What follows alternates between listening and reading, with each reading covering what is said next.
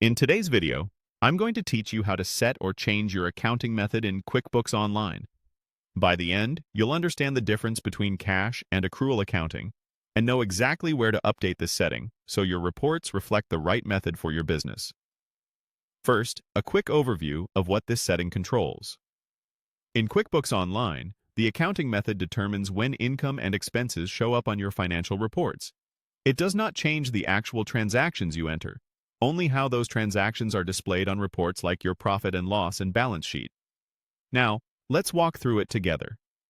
Once you're in your QuickBooks Online company, go to the Settings icon, the small gear in the upper right corner of your screen. From the menu that opens, select Account and Settings. This is where the core company preferences live. In the left-hand panel, click Advanced. This section contains key accounting options, and it's where you'll make the change. Scroll down until you find the Accounting section. Look for the field labeled Accounting Method. Here's where you choose between cash and accrual. If you select cash, your income is recorded when you receive payment, and your expenses are recorded when you actually pay them. This method is often used by smaller businesses that want their reports to reflect cash in and cash out. If you select accrual, your income is recorded when you send an invoice, and your expenses are recorded when you receive a bill, regardless of when money changes hands. Accrual is commonly used by growing businesses and is required under certain accounting standards because it shows a more complete picture of what you've earned and owe. After you choose the method that fits your needs, click Save to apply the change. Then click Done to exit the settings. That's it.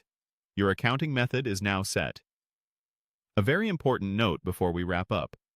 Changing this setting will not delete or alter your transactions. It only affects how those existing transactions appear on your financial reports.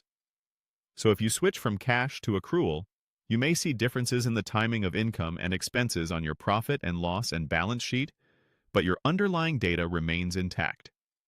If you're unsure which method is right for you, it's a good idea to check with your accountant or tax professional. And that's how you set your accounting method in QuickBooks Online.